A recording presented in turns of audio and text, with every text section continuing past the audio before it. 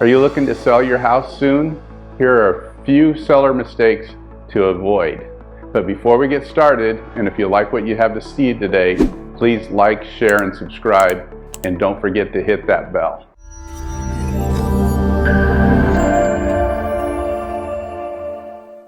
Hi, my name is Ray Henson from eXp Realty. Today I thought I'd talk to you a little bit about some common seller mistakes that are out there. One of the first mistakes that sellers make is they don't prepare their house to be sold.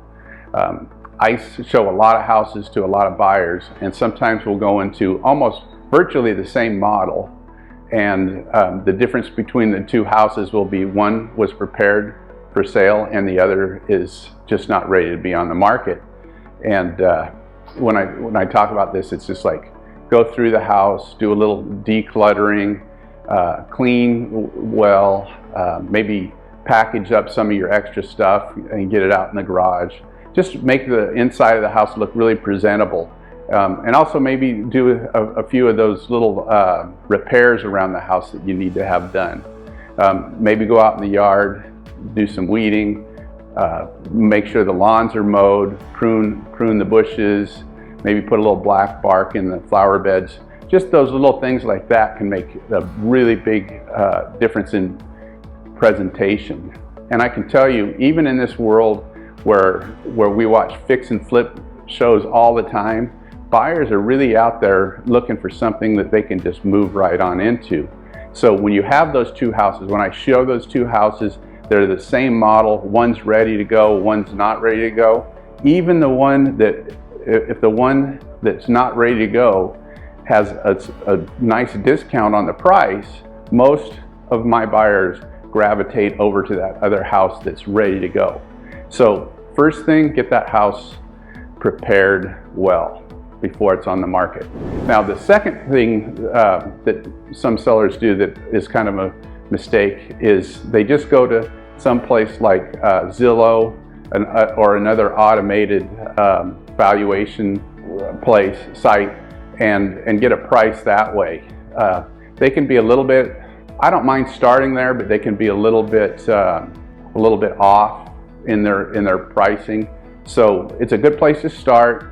After you take a look at those prices, it's good to pull some recent sales in the neighborhood, see what's happened in the last, say, 3 or 4 months in a relatively same size house as yours, and then look at the condition, look at the pictures and see how they compare to your house, and then try and come up with a reasonable price based on those recent sales. Very important to try and price your house properly.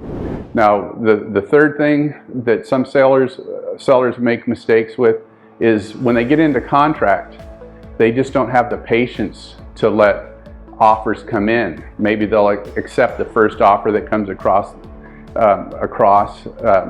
maybe it'll even be at the listing price.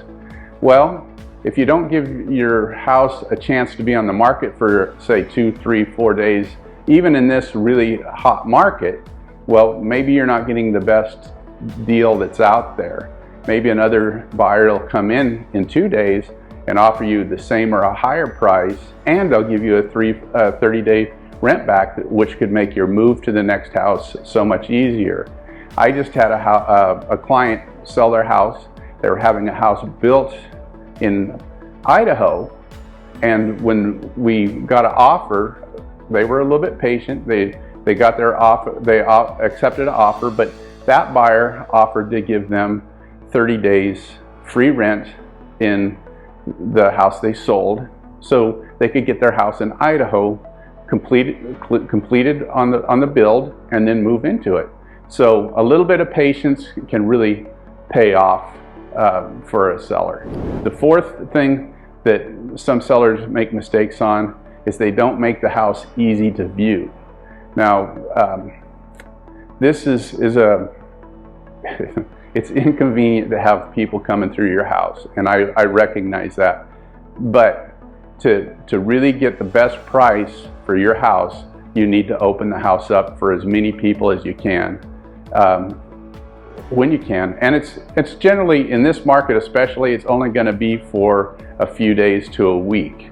So try and make it as easy as you can for buyers to come into the house, take a look at the house, and get a feel for it so they can make a really good offer for you.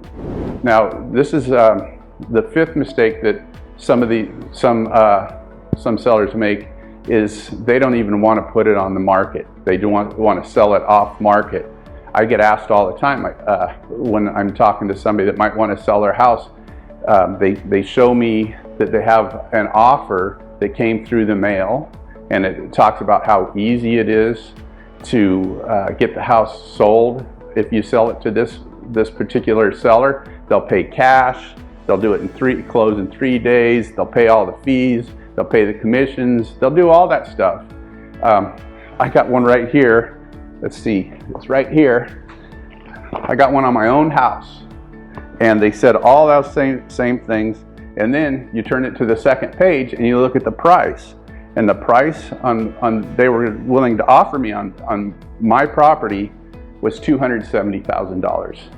Now, I had just finished remodeling that house, and this $270,000 offer was a full $100,000 under market value.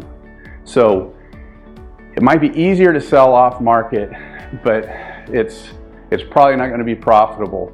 The guys that do this, iBuyers, institutional buyers, the guys that are the fix and flip guys, what they're going to do is they're going to come in and they're going to give you, they're professionals at buying low and selling high. In this market, where it's so lopsided to the sellers, why would you ever even want to consider that? You want to put your house on the market, get it ready, price it right, have a little bit of patience, and expose your house to just as many buyers as you can, and that's probably how you're going to get the best offer for your house. So there's a short list of some of the common mistakes sellers are making in today's market. There's some other ones out there, so if you want to give me a call and discuss maybe something that you're concerned about, or maybe some strategies to get your house listed and sold quickly, feel free to give me a call. My contact information is in the comments below. I sure appreciate you coming by today and taking a look at my video. If you found value in it today, I'd sure appreciate it if you liked, shared, or subscribed. And if you are interested in seeing some of my other videos, I'd sure appreciate you viewing them too.